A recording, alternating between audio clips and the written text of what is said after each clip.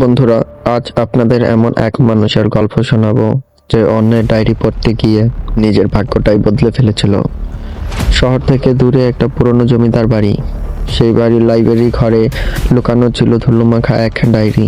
নামহীন সেই ডায়েরির পাতায় যা লেখা ছিল তা পড়ার পর ওই ছেলেটার জীবন আর আগের মতো থাকেনি। চলুন শুরু করা যাক আজকের লোমহর্ষক গল্প। দ্য ডেট অফ ওয়ার্ল্ডে স্বাগত জানাচ্ছি আমি অনল খান। গল্পের মূল চরিত্রে অয়ন পুরনো জিনিসের প্রতি খুবই আগ্রহী। এক ছুটিতে সে তার গ্রামের বাড়িতে যায়। সেখানে একটা পরিত্যক্ত পুরনো নীলকুঠি ছিল। গ্রামের মানুষ বলতো এই বাড়িতে পা রাখা মানেই মৃত্যুকে দাওয়াত দেওয়া, কিন্তু অয়ন সেসবে বিশ্বাস করত না। একদিন বিকালে সে কৌতূহলবশত সেই বাড়িটাতে ঢোকে। ভাঙাচোরা আসবাবপত্রের মাঝে সে খুঁজে পায় চামড়ার বাঁধনে এক অদ্ভুত ডায়েরি। ডায়েরিটা ছিল একদম ঠান্ডা, যেন বরফের ওপর রাখা ছিল।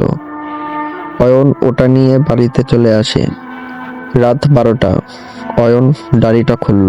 প্রথম পাতায় লেখা ছিল যে এই ডায়েরিটা পড়বে সে আমার গল্পটা জানবে, কিন্তু শেষ পাতা পড়ার আগে আমি দরজায় কড়া নাড়ব। অয়ন হাসলো, ভাবলো এটা কোনো পাগলের লেখা। সে পড়তে থাকলো। ডায়েরিটা ছিল এক তরুণীর, নাম তার নীলা। সে লিখেছে কিভাবে তাকে এই বাড়িতে বন্দি করে রাখা হয়েছিল এবং কিভাবে সে তিল তিল করে মারা যায়। পড়তে পড়তে অয়ন খেয়াল করলো ডায়েরির পাতাগুলো কেমন যেন ভেজা ভেজা, লালচে ছোপ ছোপ দাগ, ঠিক যেন তাজা রক্ত। হঠাৎ অয়ন দেখলো তার ঘরের ঘড়িটা থেমে গেছে। রাত ঠিক 2টো। অয়ন যখন ডায়েরির মাঝপথে, তখন সে বাইরে থেকে একটা শব্দ শুনতে পেল।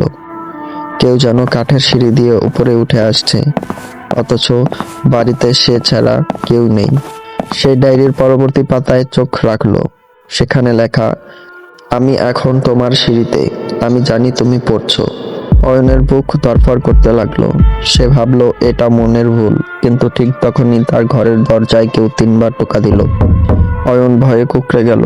সে কাঁপতে কাঁপতে ডায়েরির পরের পাতা উল্টালো।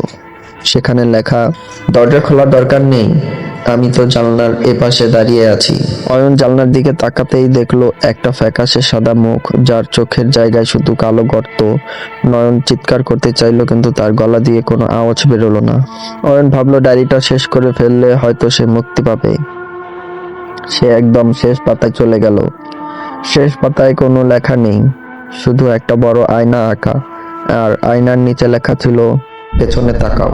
অয়ন যখন ভয়ে ভয়ে পেছনে তাকালো, সে দেখলো তার ঘরের আয়নার নিজের প্রতিফলনের বদলে ডায়েরির সেই মেয়েটি দাঁড়িয়ে আছে।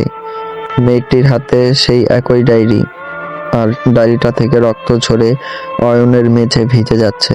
পরের দিন সকালে অয়নকে তার ঘরে পাওয়া গেল না।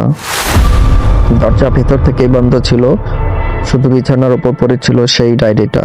তবে এবার ডায়েরিটা প্রথম পাতায় অয়নের নাম লেখা ছিল, আর শেষ পাতায় অয়নের একটা ছবি আঁকা ছিল, যার চোখ দুটো থেকে রক্ত ঝরছে। তো আজকের গল্প এই পর্যন্তই। দেখা হবে নতুন কোনো ভিডিওতে। আশা করি সে পর্যন্ত সবাই অনেক ভালো থাকবেন। আল্লাহ হাফেজ।